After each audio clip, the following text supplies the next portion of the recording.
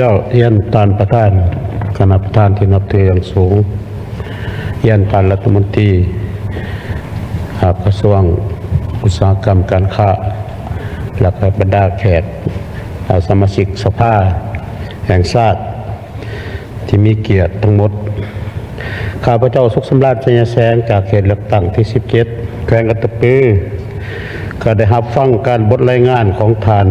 รัฐมนตรีกระทรวงอุตสาหกรรมการค้าก็ขอสมเสยบทรายงานนี่ก็อ่านแล้วก็ย่อกระทัดรัดแล้วก็ส่องแสงให้เห็นอย่างชัดเจนให้เห็นถึงอดีตการจัดตั้งปฏิบัติผ่านมาแล้วก็ปัจจุบัน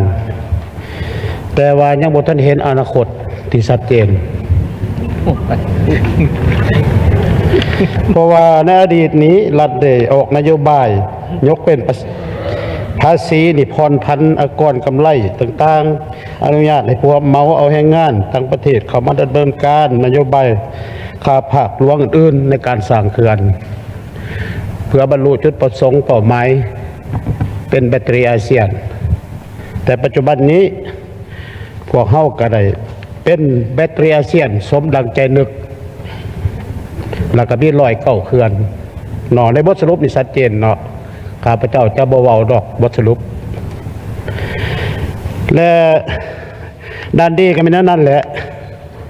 แต่ว่าข้อคงค้างนี่ก็ชัดเจนบ่ตีราคานี่อันที่1สิ่งที่พวกคนได้รับของพวกเฮานี่มหาศาลย้อนการกู้ยืมต่างประเทศอัน2นี่ผลกระทบสังคมสิ่งแวดล้อมชีวนานาพันธุ์ต่างๆและอันที่3นี่เกิดอุบัติเหตุเขื่อนยอดตะปือแตกอันที่4นี่มันเป็นกระทบยาวนานและยาวเนาะถือว่าการสนองพลังงานภายในนี่บ่ได้ตอบสนองภายในบ่ได้แล้วก็ไล่ครับภาครัฐบ่ได้อันนี้ถือว่าเป็นบทสรุปที่ตีราคาอย่างชัดเจนครับเจ้าเอกภาพนำแล้วก็สมเสยแล้วก็ทั้งหมดที่อยู่ในบทสรุปนี้ข้าพเจ้าสังรวมว่าอันนี้แม่นบทเรียนราคาแพงที่พวกเฮาจัดตั้งปฏิบัติมาได้หลายปีข้าซั่นแหละมีสสท่านหนึ่งว่าอยากเห็นหน้าให้เบิ่งหลังข้าพเจ้าเห็นดีนำข้าซั่นแหละอยากเสนอว่าอยู่ในการจัดตั้งปฏิบัติต่อไปนี้ข้าพเจ้าก็คิดเห็นคำขวัญของภาครัฐอันหนึ่งเพิ่นว่าให้เบิ่งขึ้น3ผลประโยชน์ที่เฮ็ดโครงการลงทุนเรื่องพลังงานหรือเรื่องบ่อแฮหรืออันอื่นก็อยากเรื่องการลงทุนให้เบิ่ง3ผลประโยชน์อันที่1น่ะเป็นรัฐในบทสรุปนี่ก็ว่ารัฐบ่ได้รับสมการลงทุนสมการประกอบส่วนและอันที่2เป็นร่วมหมู่แม่นไผแม่นประชาชนพวกเขาก็มีปัญหาเรื่องกระทบประชาชนก็บ่ได้ครับราคาไผ่แพงห้องโหขึ้นและอันที่3จะเป็นผู้ประกอบการเอกชนอยากให้เอาบทเรียนเก่าที่ว่าพรรคผู้นำเฮาสีนำนี่มาทบทวนขึ้นแล้วก็เป็นบทเรียนให้ในการจัดตั้งปฏิบัติในอนาคตอันนี้แหละข้าพเจ้าเว้าว่าบ่ทันเห็นอนาคตชัดเจนสิเป็นการลงทุนด้านใดก็อย่าแต่ที่ข้าพเจ้าเข้าใจบทสรุปนี่ว่าเพื่อหยัดแยงการลงทุนแต่เดี๋ยวนี้ในบทสรุปนี่ก็เขียนว่าพวกเฮามีนักลงทุนหลายแล้วอยากเข้ามาหยัดแยงกันเดี๋ยวนี้ก็ท่านละพวกเฮาถึงเวลาแล้วบ่สิเลือกผัวให้ลูกสาวนี่อันนี้ข้าพเจ้าว่าเป็นบทเรียนเบื้องหลังต้องเป็นบทเรียนให้พวกเฮาคันถึงเวลาแล้วก็อยากให้ทบทวนคืนอันนี้แม่นข้าพเจ้ามีความเห็นต่อบทรายงานของท่านรัฐมนตรีถือว่าชัดเจนก็สอดคล้องแต่ว่าเฮาสินำใส่อนาคตแนวใดอยากให้ทบทวนขึ้นเรื่องผลประโยชน์ของ3ผลประโยชน์หันเนาะและอันต่อมาปัญหาต่อมานี้ข้าพเจ้ามีความเห็นอยู่ในบทรายงานของบทประกอบความเห็นของประธานกรรมธิการหันเรื่องการสั่งเขื่อนที่ว่าบ่ผสมประสานกับคะแนนการอื่นดังการนำใส่น้ อันนี้ก็มีบทเรียนหลายสร้างเขื่อนที่ว่าบ่ได้ใส่น้ำบางเทื่อได้น้ำไทยเขื่อนนี่สามารถเป็นน้ำใส่เขาก็สิกรรมหลายโครงการสามารถเฮ็ดได้แต่ก็บ่ได้ใส่การใช้ก็แม่นสร้างไม้ดูดเอาไม้ที่มีราคาแพงแต่ว่าเอายอดตะเปอร์ก็มีเนาะตัวนี้บางเขื่อนที่แล้วน้ำเสียจากกันน้ำไทยเขื่อนก็ปล่อยไหลทิ่มซื่อๆประชาชนก็นั่งเบิ่งล้อมหัวไว้บ่ให้แพ้เข้าใกล้สิดูดเอามาเฮ็ดให้เฮ็ดหน้าก็บ่อันนี้มันต้องได้ปรับปรุงกันเติมมันแม่นมันมีระเบียบการของผู้ประกอบการบ่หรือหยังนี่ล่ะแล้วมันสอดคล้องกับว่าเขื่อนที่สร้างมานี่รัฐบาลบ่สามารถควบคุมราคาได้เช่นไปส่วนห้องโหสิปรับลงก็บ่ได้เพราะว่ามันคือกำลังลงทุนอันนี้แหละมันอยากให้เบิ่งขึ้นตัวที่มันบ่ทันสอดคล้องแล้วปัญหาอันต่อมานี้ข้าพเจ้าก็อยากมีความเห็นเพราะว่าเพื่อลดพรภาคประชาชนนี่นะพวกครัวเรือนภาคนี่ถือว่าการนำใช้พลังงานทดแทนนี่พลังงานไฟฟ้าทดแทนแก้ไขปัญหาครอบครัวใส่ภายในนี้ประชาชนเขาใช้เดี๋ยวนี้นี่ไฟฟ้าแสงตะเว้นระดับครอบครัวเขาก็ใช้ดีเลยบางบ่อนเฮ็ดหนนาแซง1 เฮกตาร์ 2 เฮกตาร์เขาเอาเขาเองสังเองมันก็ลดพรต้นทุนไปละเด้อันนี้ถือว่าแสงตะเว้นนี่ยังมีคุณประโยชน์หลายเนาะใส่ในการผลิตก็ได้ใส่ในไผ่ครัวเรือนก็ได้อันนี้มันอยากให้เบิ่งแต่มีแต่ว่ากลไกเรื่องราคาเนาะเรื่องราคามันยังสูงหรือว่าอุปกรณ์ต่างๆนี่แล้วก็ต่อมามันก็เกี่ยวกับการปล่อยเงินเนาะเพื่อนฮ้อนที่เขาจะมาเฮ็ดหันอยากให้เบิ่งระบบเงินดอกเบี้ยต่ำหันเติมก็ยกอยู่การผลิตอยู่ในระดับครัวเรือนหันเขานำใส่ไฟฟ้าแสงอาทิตย์ช่วยนี่ก็สิมีอันดีหลายอย่างพอเพื่อนฮ้อนเขาเองแล้วก็ทางภาคใต้นี่แสงอาทิตย์นี่ถือว่าฮ้อนแห้งแล้วถือว่าใส่ได้ดีเนาะแต่ว่าภาคเหนือข้าพเจ้าก็บ่เข้าใจเนาะและการมีความเห็นของข้าพเจ้าก็สิมีเพียงตัวนี้เนาะขอบใจท่านประธานขอเฮียนท่านประธานคณะประธานของประชุมที่เคารพนับถืออย่างสูงขอเฮียนท่านรัฐมนตรีบรรดาท่านสมาชิกสภาแห่งชาติผู้ทรงเกียรติแขกผู้มีเกียรติที่นับถือแพงทั้งหลายข้าพเจ้าบุญธรรมพุทธวงศาสมาชิกสภาแห่งชาติเขตเลือกตั้งที่ 1 นครหลวงเวียงจันทร์ขออนุญาตมีคำเห็นบางจิตใจต่อกับการพัฒนาพลังงานไฟฟ้านี้นะซึ่งคนอื่นหมดนี่ข้าพเจ้าก็ขอแสดงความเป็นเอกภาพสูงขอแสดงความสนับสนุนและสมเสยที่สุดต่อบทตีราคาของท่านรัฐมนตรีนะเกี่ยวกับวิวัฒนาการของการพัฒนาไฟฟ้าอยู่ศพวลาวพวกเขานะในนั้นข้าพเจ้าก็ได้รับฟังการประกอบความเห็นจากต่างหน้าคณะประจำสภาแห่งชาติซึ่งได้ตีราคาถูกต้องชัดเจนแล้วเนาะข้าพเจ้าก็ขอสนับสนุนนะและเป็นเอกภาพน้ำส่วนตัวข้าพเจ้านี้เนาะก็ขออนุญาตยั่งยืนตื้มเนาะเพื่อเป็นการประกอบส่วนเขาในการแลกเปลี่ยนว่าไฟฟ้าพวกเขานี้จะเป็นไฟฟ้าที่เยื้องแสงสว่างให้แก่สังคมเราได้ระดับใดพอผ่านมานี้พวกเขาว่าเป็นประเทศที่มีพลังงานไฟฟ้าแต่ว่าแสงสว่างนั้นค่อยๆมืดไปมัวไปนี่ก็น่าเป็นห่วงหลายท่านประธานตลอดระยะเวลาเกือบ40 ปีหรือว่า4 ทศวรรษนี้ข้าพเจ้ารู้สึก3 อย่างอันที่1นี่ข้าพเจ้ารู้สึกเอกอ้างทางใจหลายที่ประเทศเขาได้กลายเป็นประเทศที่สามารถสนองไฟฟ้าให้แก่บรรดาประเทศในภาคพื้นซึ่งพวกเขาเอิ้นกันเมื่อก่อนว่าประเทศหมอไฟแต่เดี๋ยวนี้ก็ได้ยินว่าบ่อยากให้เอิ้นแล้วเนาะอาจจะเป็นหมอไฟเก่าหมอไฟห้างไปแล้วเนาะอันที่2นี้ข้าพเจ้ารู้สึกเสียใจและเจ็บปวดบ่เฉพาะแต่ข้าพเจ้าคิดว่าเพื่อนสอนนำกันอีกก็สิคิดคือข้าพเจ้าแต่อาจจะบ่คิดหลายเท่าข้าพเจ้าประชาชนบรรดาเผ่าก็สิคิดคือข้าพเจ้าเป็นยังจริงว่าจังซั่นอันที่1พวกเขาเอกอ้างทางใจมา40 ปีพวกเขาพัฒนาไฟฟ้ามาจนฮอดมื้อนี้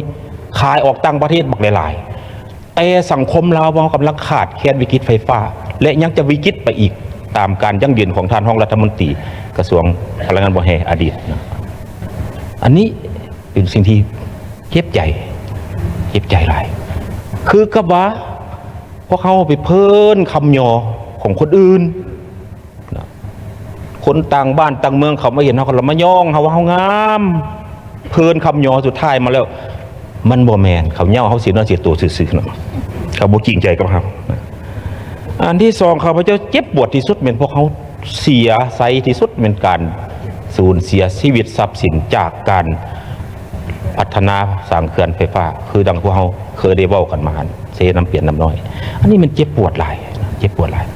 ก็ยังได้ยินข่าวว่าเท่าฮอดเดี๋ยวนี้บาดแผลลงลึกนั่นก็ยังบ่สามารถสมานได้เลยความรู้สึกที่สามเม็ดข่าวพระเจ้าเป็นห่วงและกังวลเรื่องอนาคตคือจังทันสสที่ได้ว่ามาเมื่อกี้นี้เป็นห่วงหลายนะเป็นห่วงอันที่หนึ่งมันเป็นห่วงเรื่องผลประโยชน์รวมของชาติผลประโยชน์รวมของพ่อแม่ประชาชน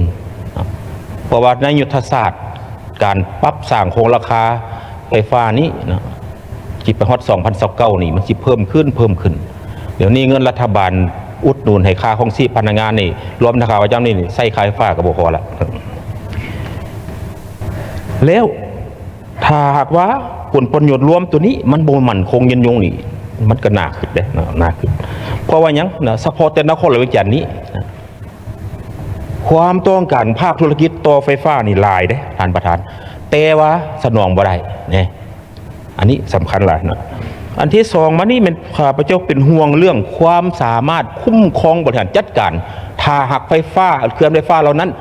ได้งดสัญญาสัมปทานแล้วมอบขึ้นให้รัฐแล้วบุคลากรที่จะไปคุ้มครองนี้สำคัญหลายนะสำคัญหลายบุคลากรทางด้านเทคนิควิทยาศาสตร์การบุคลากรที่มีจรรยาบรรณจะทำบุคลากรที่หักซาดหักประสนนี่มันน้อยอีหลีเลยนะท่านประธานนะและอันที่สามเป็นข่าวเจ้าเป็นห่วงเรื่องความยืนยงสีเขียวของทรัพยากรธรรมชาติสิ่งแวดล้อมอันนี้เป็นห่วงอะไรฉะนั้นข่าวพระเจ้าคิดว่านะขอให้รัฐบาลก็คือกระทรวงที่เกี่ยวของนี้จงได้เอาจิตใจของคำเห็นของคณะประจำสภาแห่งชาติมื้อนี้ไปทบทวนและค้นคว้าพิจารณาว่าสิเฮ็ดได้ใดนะเพราะว่าพวกเขารู้สึกว่าเนาะสิ่งที่ท้าทายเฮาหลายที่สุดแม่นในอนาคตเนาะอนาคตสิ่งที่ผ่านมาเจ็บปวดแล้วก็ยามันเนาะแต่พอเฮาต้องเฮ็ดอนาคตนั้นบ่เจ็บปวดอีกข้าพเจ้าเป็นห่วงบ่ว่าเนาะการนำใช้พลังงานแหงน้ำพลังงานลมนี่นะเนาะน้ำนี่อาจจะบ่มีปัญหาปานใดแต่ว่าลมนี่ข้าพเจ้าเป็นห่วงเพราะว่าตามได้ยินทางเบื้องวิชาการเว้านี่มันการนำใช้พลังงานลมนี้มันกระทบต่อสัตว์ป่าสัตว์สาวสิ่งหลายนะเพราะมันจะเกิดเสียงน้องนั้นเกิดขึ้นอย่างต่างๆรบกวนและเฮ็ดให้สัตว์ป่าเนี่ยบ่อยู่ละเด้นะบ่อยู่น้ำป่าที่มันเกิดมีการโครงการตัวนี้พัฒนาเด้ท่านประธานเนาะธนาคารประชาชนอยากให้ทบทวนตื่นเบิ่งเนาะว่าพลังงานลมนี่มันสิเป็นโครงการที่ยืนยงบ่เนาะแล้วเฮาจะบ่สูญเสียบ่เนาะทรัพยากรธรรมชาติโดยเฉพาะสัตว์ป่าเนาะอันนึงอันที่สองมานี้ข้าพเจ้าขอให้พวกเขานี่ตัดสินใจปรับปรุงปฏิรูปคืนบรรดาเนื้อในสัญญาโครงการที่เขาเห็นว่ารัฐอัปประโยชน์ประชาชนเสียประโยชน์อันนี้ขอให้เอาใจใส่แท้ๆเนาะอยากมีคำเห็นสั้นๆแหละท่านประธานขอขอบใจคณะประธานกองประชุมที่เคารพท่านรัฐมนตรีบรรดาท่านสมาชิกสภาศาสตร์และบรรดาท่านที่นับถือข้าพเจ้าคำสิงห์เศรษฐสมแพงสมาชิกสภาศาสตร์ประจำเขตเลือกตั้งที่14แขวงสารวันขอมีคำเห็นต่อบทรายงานของทางกระทรวงอุตสาหกรรมและการค้าต่างหน้ารัฐบาลเกี่ยวกับนโยบายการพัฒนาพลังงานไฟฟ้าส่วนก็คือดังที่บรรดาท่านสมาชิกสภาศาสตร์ได้มีคำเห็นมาเนาะส่วนก่อนสิปรับปรุงหรือพัฒนาในที่ต่อไปนี้สันได้เบิ่งขึ้นในระยะผ่านมาซึ่งในบทรายงานนี่ก็ได้ตีค่าแล้วโดยเฉพาะในส่วนระยะ50 ปีผ่านมานี้เกี่ยวกับการสร้างเขื่อนไฟฟ้าที่มันมีหลายเขื่อนก็คือพอเห็นปัญหาเหมือนกันแล้วพอปัจจุบันนี่ก็มีรอยเก่าเขื่อนถือว่าหลายสมควรนั่นแหละแต่อยู่ในบทตีราคานี่ก็ได้ตีราคาเนาะทางด้านดี ที่มันเป็นประโยชน์ให้แก่การพัฒนาเศรษฐกิจของประเทศพวกเราแล้วก็มีทางด้านลบที่เป็นด้านโครงข้างที่รัฐเฮามันเสียเปรียบอยู่ในบทรายงานนี่ก็ตีราคาแล้ว แต่ข้าพเจ้าเห็นว่าการตีราคายังร่วมๆบ่ทันเห็นปัญหาพื้นฐานที่อาจจะปรับปรุงในต่อไปนี้ข้าพเจ้าสังเกตเบื้องแล้วมันบ่ว่าแต่เรื่องการขุดค้นบ่อแห่เรื่องการตัดไม้และปัญหาอื่นที่เป็นทรัพย์สินของประเทศพวกเฮานี่นะเฮาเสียเปรียบหลายคือบรรดาฐานเห็นเลยเบิ่งยังไงเห็นรถบ่ได้ยากจังได๋เฮาเบิ่งปัญหาความเสียเปรียบนี่นะพอมาเบิ่งแล้วไฟฟ้านี่มันบ่แม่นว่าสร้างขึ้นบัดเดียวร้อยเก่าโครงการเป็นระยะมาแต่เฮาบ่ได้เบิ่งบทเรียนว่าอันใดรัฐเฮาเสียเปรียบเพราะเป็นทรัพย์สินของเฮานะเป็นพื้นแผ่นดินของเฮาเป็นแม่น้ำลำเสของพวกเฮาแต่ว่านักลงทุนนี่ต่างประเทศมาขอลงทุนสัมปทานฉะนั้นจุดนี้แน่นอนบ่ต้องได้ปกป้องผลประโยชน์ของเฮารัฐเฮานี่นะว่าประโยชน์ของรัฐเฮามันจะได้หยังเด้สมเบิ่งแล้วแต่ละโครงการเฮาสิเปรียบหมดเนื่องจากว่าการตกลงของรัฐบาลเฮานี้กับผู้มาสัมปทานสัญญาณนี้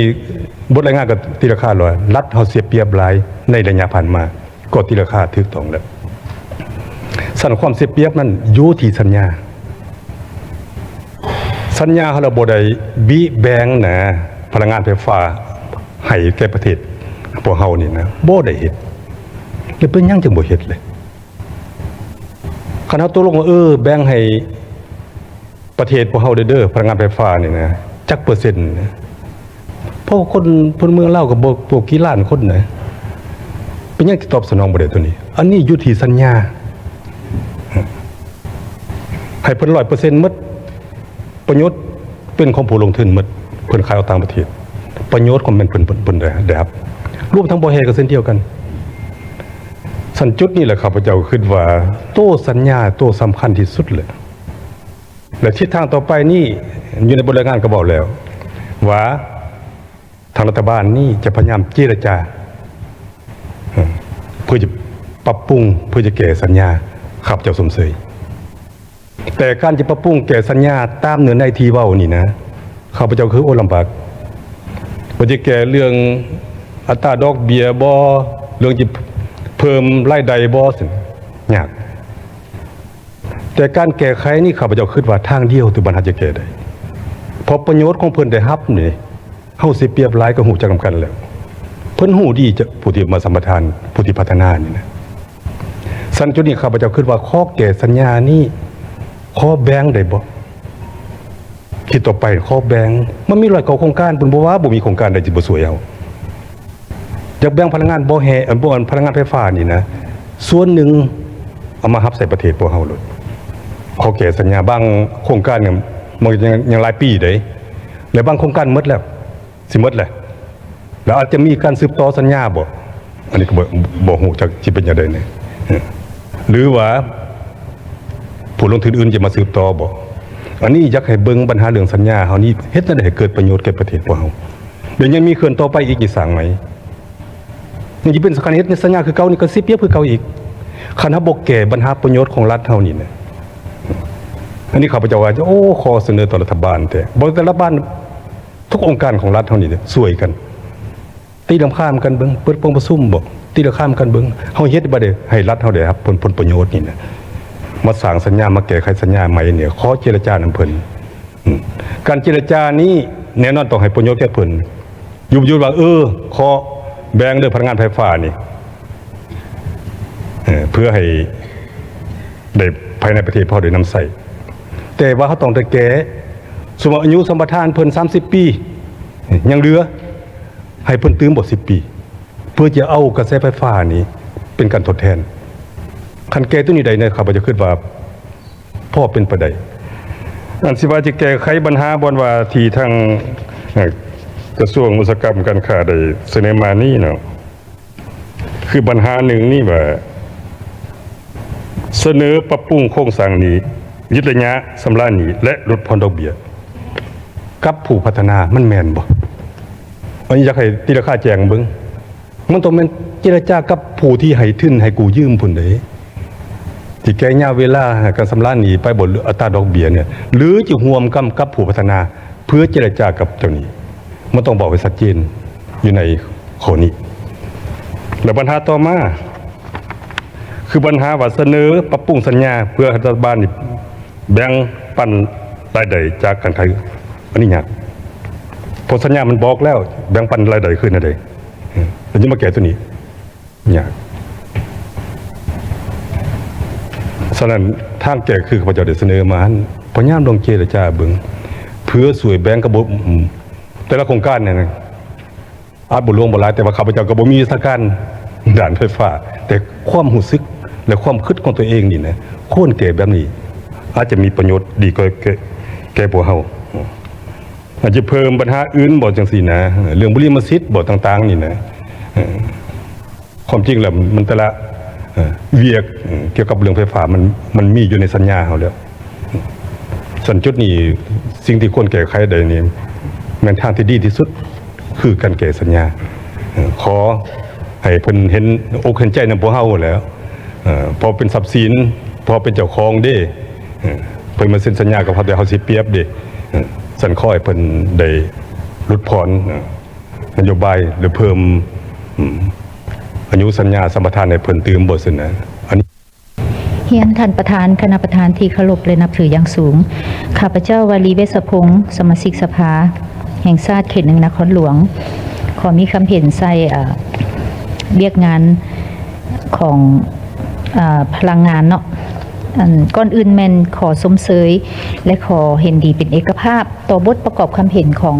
คณะประจำสภาแห่งชาติและในขณะเดียวกันข้าพเจ้าก็ขอสมเสยบทของรัฐมนตรีกระทรวงอุตสาหกรรมและการค้าถือว่าเป็นบทสั้นกระทัดรัดและก็ชัดเจนเข้าใจง่ายและยอมรับความจริงการตีราคานี่แม่นพวกเฮาเป็นเอกภาพหมดนั่นแสดงถึงว่าพวกเขาก็ฮู้ปัญหาหมดเนาะฉะนั้นข้าพเจ้าก็มีความหวังขึ้นมาเนาะทุกๆรัฐมนตรีขึ้นมาก็มีความหวังแหละแต่ขอฝากว่าสุดนี้จะสู้ให้ผิดหวังซะเนาะแล้วขอขอบใจอันแทนประชาชนล่วงหน้าถ้าว่าทุกข้อมูลที่เฮ็ดที่ตั้งใจที่จะเฮ็ดอยู่นี่นะอย่างน้อยมันได้ 80%ก็ถือว่าพวกเขาจะแก้ไขปัญหาได้หลายเพราะว่าการตีราคากับแผนการแก้ไขนี่มันชัดเจนแล้วก็ถือว่าก็อยากว่าเป็นมืออาชีพอยู่แต่ว่าขอบึงผลงานก่อนซะเนาะอันนี้เขียนอยู่ในอันเอกสารนี้ก็ถือว่าอย่างน้อยเป็นบนอิงให้พวกเขาได้อย่างต่อฉะนั้นข้าพเจ้าขอสนับสนุนที่สุดละแม่นให้ค้นคว้าและเจรจาสัญญากับผู้พัฒนาก็ได้ล้มกับผู้พัฒนาบางโครงการเนาะที่จริงนะข้าเจ้าพร้อมที่จะเจรจาเขาเองก็ฮู้ว่าเขายุ่งยากและในแง่ของทฤษฎีนะถ้าฝ่ายใดฝ่ายหนึ่งการค้าขายน้ำกันผู้หนึ่งตายนี่แล้วผู้หนึ่งยังนี่เป็นตายน้ำกันประธานเนาะเพราะฉะนั้นวิธีออกคือเจรจาอันนี้เป็นไปได้แต่เขาต้องเจรจาแบบต่างฝ่ายต่างมีผลประโยชน์ให้แสดงให้กับเจ้าเห็นว่าพวกเขามีความพยายามที่จะใส่หนี้เขาคือกันเนาะฉะนั้นเขาบ่มีเงินแต่เขาก็อาจจะยืดเวลาสัมปทานหรือมีวิธีการอื่นต้องเจรจาเนาะอันนี้ข้าพเจ้ามั่นใจว่าเฮ็ดได้นอกจากว่ามีนอกมีในเท่านั้นอันนี้นะเพราะว่าขอเว้าหลังไม้ซะเนาะประธานอันมันบ่อยากให้มีฮอดตอนผ่าตัดก็อยากให้กล้าหาญผ่าตัดเนาะบ่ซั่นเฮาสิไปต่อลำบากการปรับโครงสร้างนี้หรือว่ามาตรการต่างๆนี่ค่ะพระเจ้าเห็นว่าเห็นดีสนับสนุนและเสนอปรับปรุงสัญญานี่ฮู้ว่ามันยากแต่ทุกอย่างมันเป็นไปได้ขึ้นนำมาเฮาคล่องแคล่วในการเจรจาซ้ำใดเนาะก็บ่ต่างหยังคือค่ะพระเจ้ายังยั่งยืนว่าทฤษฎีมันก็มีการค้าขายน้ำกันมันต้องย่างไปน้ำกันรับพร้อมกันมีบ่แตกต่างนำอย่างคือปัจจุบันนี้นี่แม่นอยู่ว่าเอาราคาไฟแพงแล้ว ไฟฟ้ารอด แต่ประชาชนบ่รอดคันบ่รอดแล้วนี่นะตายน้ำกันประธาน เพราะว่ายังบ่มีเงินสำระเดิแล้วก็ให้เห็นแนวใด อันนี้แม่นตัวอย่างที่อยากยกให้เห็นเนาะฉะนั้นตัวที่นโยบายที่จะส่งเสริมการลงทุนในการพัฒนาระบบไฟเฮ็ดผลิตไฟจากไฟฟ้าแสงตะเวนกับพลังลมหรืออีกอย่างอื่นๆที่เป็นทางเลือกนี้ข้าพเจ้าคิดว่ามันก็เป็นทางหนึ่งที่จะเป็นทางออกให้อนาคตของพลังงานไฟฟ้าที่เฮาคาดว่าอาจจะบ่พอในอนาคตนั้นเนาะส่วนเฮาจะท่าเมื่อสัญญาเฮาก็ต้องแก้ไขข้าพเจ้าคิดว่ามาถึงทางแล้ว เพียงแต่ว่าข้าพเจ้าขอเสนอให้มีการ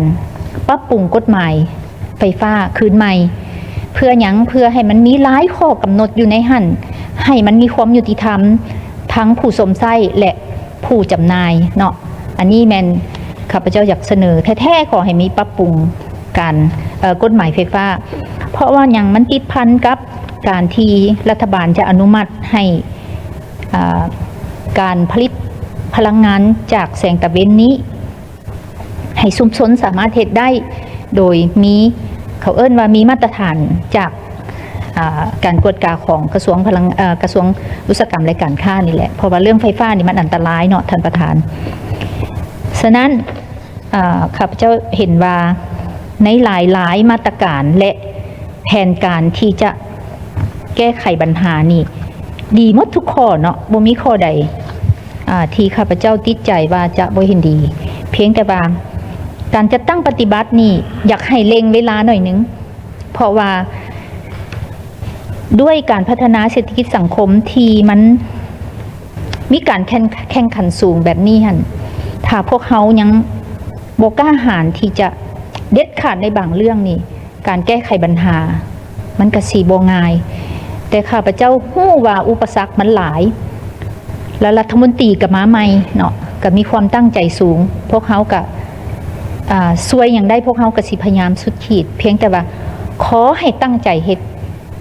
แท้ๆให้ปฏิรูปให้มันได้แท้ๆเนาะ